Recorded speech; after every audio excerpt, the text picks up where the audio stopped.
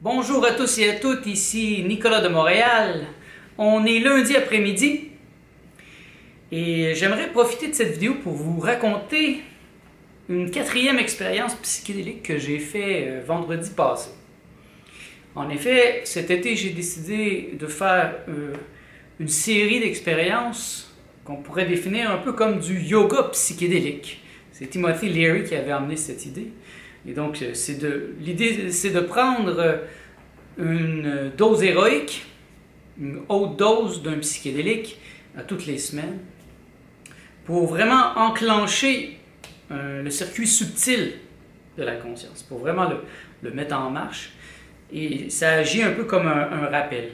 Donc, on peut faire une expérience, juste comme ça, ponctuelle, ce qui peut être bien. Mais moi, j'ai toujours trouvé qu'une série d'expériences bien faites était beaucoup plus efficace.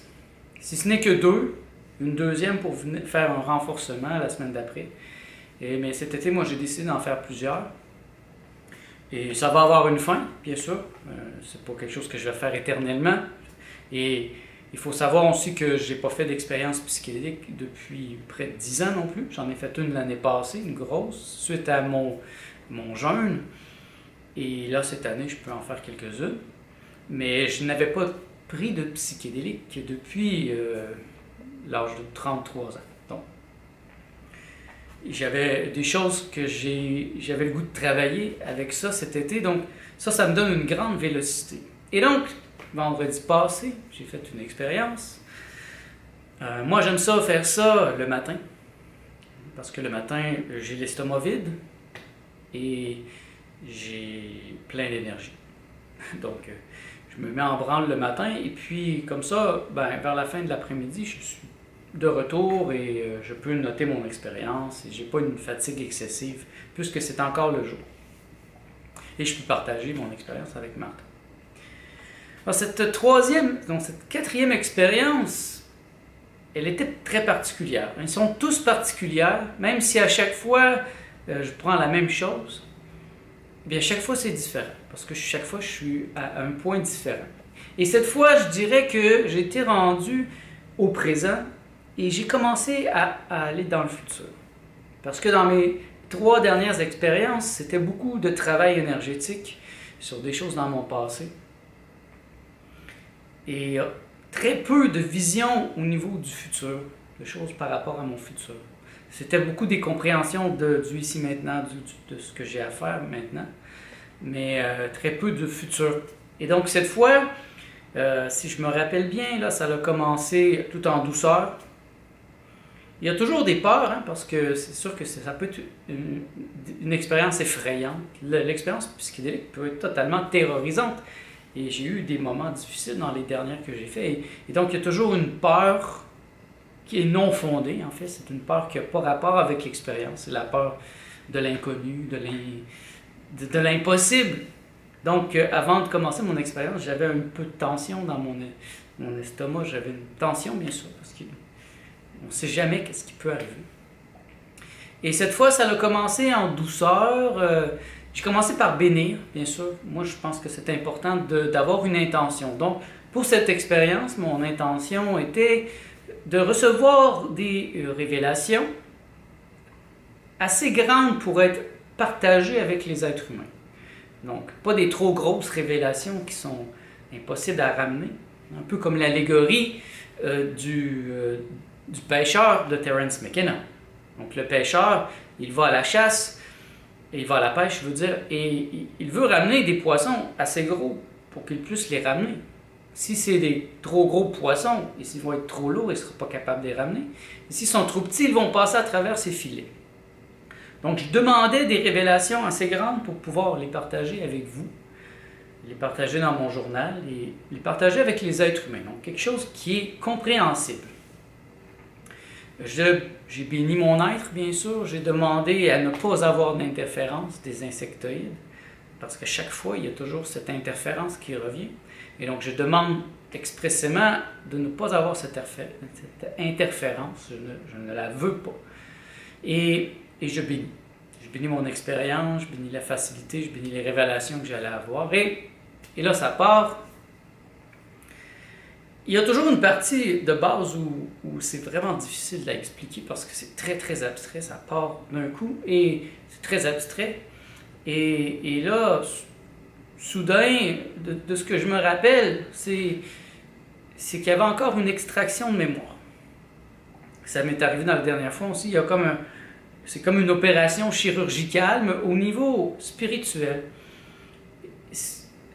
C'est comme si on m'enlevait des mémoires. C'est vraiment ça que je sens. C'est un peu comme si vous vous faites arracher là-dedans. Ben, ça prend un spécialiste. Et là, ça fait mal, bien sûr. Il y a tout un processus. Et j'ai senti une extraction d'un gros chunk de mémoire. Un gros morceau de mémoire qui ne m'appartenait pas. J'en ai parlé dans la dernière vidéo. Moi, je considère que dès notre enfance, on nous impose des mémoires qui ne sont pas à nous. On est comme... je sais pas, comme un entrepôt où on va mettre plein de choses qui ne sont pas à nous. Donc, il y a plein de mémoires qui ne sont pas à moi.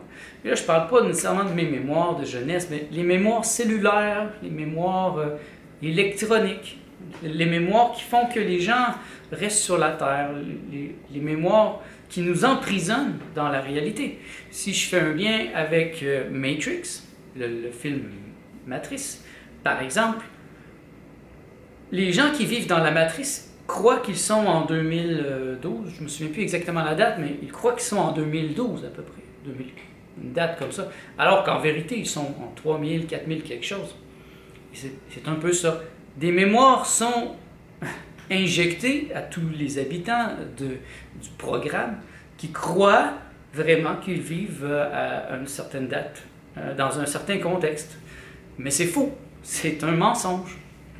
Et je crois que ça représente très bien un aspect de la réalité. Et donc, j'ai demandé et j'ai accepté de faire retirer ces mémoires qui ne sont pas les miennes. C'est ces mémoires qui vont me rendre malade éventuellement, parce que ce n'est pas des mémoires qui sont très positives. C'est des mémoires liées à des choses que j'aurais fait dans des vies parallèles ou que les êtres humains ont fait dans des diverses vies à travers la réalité ici. Et bon, c'est vraiment très complexe, c'est difficile à décrire, mais c'est des mémoires qui font en sorte que les gens ne veulent pas sortir du programme. Et moi, je ne veux pas être dans le programme. Je ne veux pas être dans ce programme qui est un mensonge. Je veux être dans la clarté. Et ça, pour moi, c'est important. Et donc, une fois que cette extraction a été faite, et là, c'est comme une balloune qui s'élève. C'est comme un lest qui tombe. Et là, je m'élève et je suis entré dans un état de super médiumnité. Je dirais même que ça serait le thème, cette fois, la super médiumnité. J'avais ma sœur Julie, qui était avec moi, que vous avez rencontrée dans d'autres vidéos, notamment la semaine passée. Julie est une super médium, c'est un médium extrêmement fort. C'est une des médiums les plus forts que j'ai rencontrées, et c'est ma sœur. Et il y avait aussi Joanne Nazur, dont je vous ai parlé. Ces deux médiums-là, c'était comme des antennes. Moi, je me sens très proche de Joanne Nazur présentement, je travaille vraiment proche d'elle, et elle est souvent là dans des moments comme ça, où ça doit être un moment de soutien, où c'est comme si je me servais de leur médiumnité pour entrer dans un état aussi médiumnique. Et ça me montrait que c'est quelque chose qui est totalement naturel, que je peux développer, que dans mon cas, j'ai bloqué tôt dans mon enfance, d'une certaine manière pour ne pas oublier le langage graphique, le langage holographique auquel j'avais accès, auquel nous avons tous accès d'ailleurs. Et c'était une partie importante de l'expérience où j'étais dans cet état et qui peut être douloureux. C'est comme un orgasme. Un orgasme, c'est jouissant, c'est un moment de jouissance, mais en même temps c'est douloureux, c'est les deux en même temps. Et c'est douloureux d'être totalement ouvert. J'étais dans une ouverture. Et ça fait du bien parce que c'est ma vraie nature, c'est ce que je suis vraiment. Un des buts, à mon avis, des fausses mémoires est de nous couper de ses perceptions. Dès notre enfance, on a tellement de choses qui sont ajoutées comme des couches qu'on ne voit plus la réalité telle qu'elle est. Un peu comme si on nous enrobait dans des bandelettes, comme les Égyptiens à leur mort. À un certain point, on ne sent plus rien. Et combien de médiums perdent leurs dons quand ils commencent à aller à l'école, quand ils commencent à sortir dans le monde, ben, peu à peu, leurs dons s'effacent. Parce qu'on leur dit que c'est pas vrai, que c'est juste des rêves, que s'ils voient des gens, des personnes, des êtres, c'est pas vrai. Ils sont malades. Ils ont des problèmes mentaux. Alors que c'est totalement faux. Ces gens sont le futur.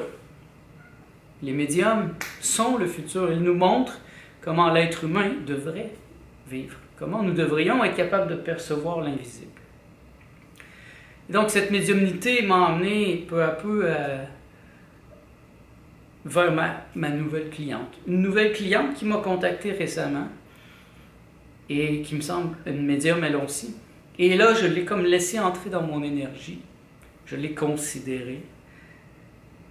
Parce que je sens que le travail que je vais avoir à faire avec elle est très complexe et il est à plein de niveaux, à beaucoup de niveaux. Donc, j'étais dans un état propice à ça. Et c'est en ce sens que je dis que cette fois, j'ai été un peu vers le futur. J'étais dans le présent, mais ça m'a emmené à voir le futur, à comprendre par exemple que le client typique que je vais viser, mon public cible, ça va être les femmes entre 45 et 65 ans. Je vais quand même accepter d'autres gens si ce sont des hommes ou des femmes plus jeunes, mais le public qui va être le public cible pour ma nouvelle entreprise va être ce type de personnes. Et je regarde toutes les médiums avec qui je fais affaire présentement. Ce sont des femmes entre 45 et 65 ans. Et c'est un type de public, c'est un type de femme qui la période des enfants est terminée. Et donc ces femmes sont prêtes à avoir une carrière. Et ils ont aussi l'argent nécessaire parce qu'ils ne sont pas dans le besoin. Ils ont généralement une maison, des autos, ils ont un mari aussi. Ils ont tout un système autour d'eux qui font qu'elles sont stables et ils sont maintenant prêtes à passer à l'action. Et elles n'ont pas peur d'investir.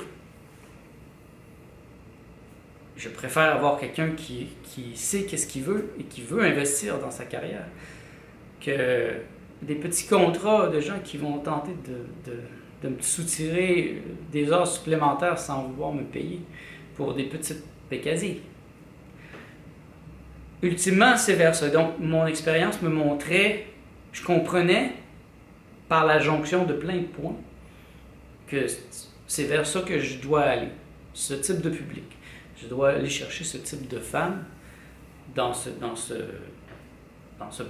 braguette d'âge, parce que c'est elles qui vont être les meilleurs clients, qui vont être au meilleur endroit pour comprendre ce que j'ai à faire avec eux. Et ça va être dans la facilité, l'harmonie, la douceur. Et donc, ça a été une belle expérience. Bon, j'ai eu plein d'autres choses, hein. Il y a je peux pas résumer ça en quelques mots, c'est très difficile. Il y a eu des expériences. Il y a eu un moment où j'étais en train de mourir. Je mourais. En fait, j'étais en train de mourir. Timothy Leary l'a bien écrit dans son livre The Psychedelic Experience. Et plusieurs autres gens dans le domaine des psychédéliques l'ont noté, c'est que l'expérience psychédélique mime l'expérience de la mort. C'est très similaire. Et donc, à un certain point, j'ai commencé à mourir. Mais pas physiquement. Et je me félicite d'avoir bien étudié le sujet, d'avoir beaucoup de connaissances, d'être un érudit dans le domaine des psychédéliques, parce que il y aurait peut-être des moments où j'aurais été terrorisé et ça aurait pu gâcher mon expérience. Mais j'étais calme et je comprenais que c'était pas vrai, c'était pas mon corps physique qui était en train de mourir. J'étais en train de passer dans le bardo, comme les Tibétains vont l'appeler, comme le livre Le Bardo Todol, qui est le livre des morts tibétains. Et donc je passais les diverses étapes et il y a des étapes vraiment morbides. entre la vie et la mort, où on traverse aussi, où j'ai traversé de l'autre côté. Et c'est très morbide, parce que je ne sais pas comment l'expliquer, mais en tout cas, c'est vraiment... Et là, j'ai commencé à vouloir rester dans mon centre de gravité permanent. Et il y avait comme des présences qui tentaient de me dissoudre. Et c'était vraiment en train de C'était un point tel que je me suis mis à bénir. Dans mon expérience, je me suis mis à bénir. Et je me félicite d'être bien programmé. La majorité des gens n'auraient pas commencé à bénir comme je l'ai fait. Puisque je le fais à tous les jours. Je bénis. Donc, dans l'expérience, je me rappelle à un certain point, j'étais en train de me perdre, de perdre mon point de conscience. Et donc, j'ai commencé à bénir ma souveraineté. J'ai commencé à bénir la souveraineté de mon être. Et je me rappelle, je bénis ma souveraineté, je bénis ma souveraineté. Parce que je désire être souverain. Je suis souverain de ce que je suis. Je ne laisse pas d'autres entités, je ne laisse pas personne me définir. Et je ne laisse pas une expérience non plus me définir. Je suis le Dieu créateur. Je suis le je suis. Et pour moi, c'est important et je suis très content d'avoir appris comme ça à bénir. Je l'ai appris d'André Moreau, qui lui est un grand bénisseur, il bénit beaucoup. Et j'ai appris à le faire à tous les jours. Et ça m'a sauvé, je dirais, dans mon expérience. Et j'infère, je me dis, quand je vais passer par le processus de la mort de mon corps physique, je vais avoir développé des bons programmes qui me permettent de rester dans mon centre de gravité permanent. Et ça me semble la clé de l'immortalité. Si vous voulez être immortel, ben vous devez avoir un centre de gravité permanent, qui est un peu comme une construction subtile, qui fait que quand vous êtes dans le processus de la mort, au lieu de vous dissoudre, au lieu de perdre votre énergie, perdre votre momentum, vous pouvez rester centré et ne pas perdre votre conscience, de demeurer conscient de l'expérience et d'avoir ça qui vous ramène. Pour ceux qui sont intrigués par ça, ben lisez The Psychedelic Experience de Timothy Leary, ou sinon le livre des morts tibétains de... c'est pas nécessairement une personne qui a écrit ce livre-là, mais le livre des morts tibétains est très important dans la culture tibétaine, il est très facile à trouver. Et ce livre décrit l'expérience de la mort, et il montre à quel point d'avoir aussi quelqu'un qui est avec soi, qui connaît ce livre, qui connaît les étapes, et qui nous rappelle, qui nous les rappelle lorsqu'on meurt, eh bien ça peut aider une personne à faire de meilleurs choix. Si cette personne ne rentre pas directement dans la lumière blanche, tout de suite, elle commence à redescendre tranquillement dans le bardeau, jusqu'à un point où elle va renaître dans le corps d'un enfant ou dans une autre réalité. Ça, c'est la croyance en la réincarnation que les hindous ont. Et je ne veux pas me réincarner, je ne veux pas, je ne crois pas à ça. J'y crois, mais je ne le veux pas. Il y a une nuance. Je crois que c'est vrai. C'est la loi de ceux qui y croient. Donc, le karma, la réincarnation est la loi de ceux qui y croient. Donc, si vous y croyez, vous allez vous réincarner. Moi, je mets ça à la poubelle. Je dis non, c'est un mensonge. Je ne veux pas revenir dans le mensonge, dans le programme. Alors, c'est en cela que l'expérience psychédélique est une grande aide pour comprendre la réalité, le processus de la mort, comment bien s'y préparer, comment être prêt, comment sortir de la réalité humaine en toute conscience. Et ça, pour moi, c'est le but de la vie ici. Le but de la vie, c'est pas de procréer, mais non. Je suis pas un animal, je suis pas ici pour faire des enfants, procréer, évoluer, ben non.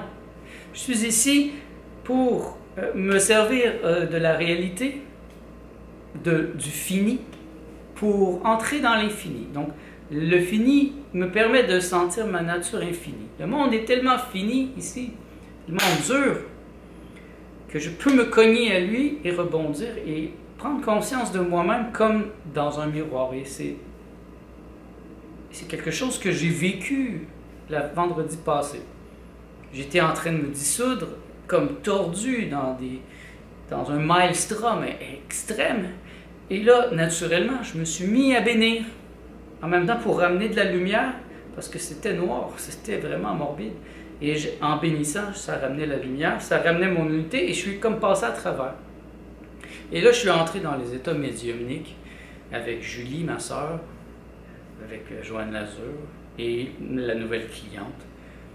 Et ça l'a permis à mon expérience d'avancer dans la beauté et en même temps de me donner une vision du futur. Du futur proche, tout au moins. Je comprends mieux le public cible. Je ne perdrai pas mon temps à aller séduire tous les publics. Je vais aller directement trouver les femmes entre 45 et 65 ans qui ont les moyens. Et puis si d'autres gens sont intéressés, je serai quand même ouvert. Mais je pense qu'il faut savoir à qui on s'adresse. Mon talent particulier, mon don présentement, est très bénéfique pour ce type de personnes. Parce que ce type de femme est rendu à un certain point de sa vie. Carl Jung parlait d'ailleurs du milieu de la vie, 45 ans. La majorité des gens vivent jusqu'à 80, 90 ans, peut-être un peu moins. Alors, 45 ans, c'est à peu près le milieu de la vie. C'est là que les gens prennent souvent conscience qu'ils vont mourir un jour. Et il y a comme un switch. Jusqu'à 45 ans, l'homme est souvent très dominant, il prend beaucoup de place et c'est lui qui amène l'argent à la maison. Et la femme est souvent celle qui s'occupe des enfants, qui reste à la maison, qui a mis de côté ses rêves pour s'occuper de sa famille. Mais vers 45 ans, il y a comme un switch où là, l'homme perd un peu de sa virilité. Et c'est souvent dans les années qui suivent où il prend sa retraite. Et là, la femme devient dominante, devient plus dominante. Et là, soudain, elle veut réaliser ses rêves, réaliser des choses qu'elle avait mis de côté pour ses enfants. Et c'est quelque chose que j'ai vu chez Joanne Lazur, Joanne Terrien, de l'école de Tianchi, plusieurs autres femmes qui sont dans ces âges-là. Ma sœur Julie, elle est plus jeune que moi, elle n'a pas encore cet âge et elle a encore des enfants à la maison et c'est plus difficile pour elle de vraiment se consacrer à son projet de vie, sa médiumnité, ces choses-là, parce qu'elle est toujours occupée, il peut arriver plein de choses. Et je le vois, je le comprends mieux maintenant. Et mon expérience m'a aidé à mettre ça en lumière.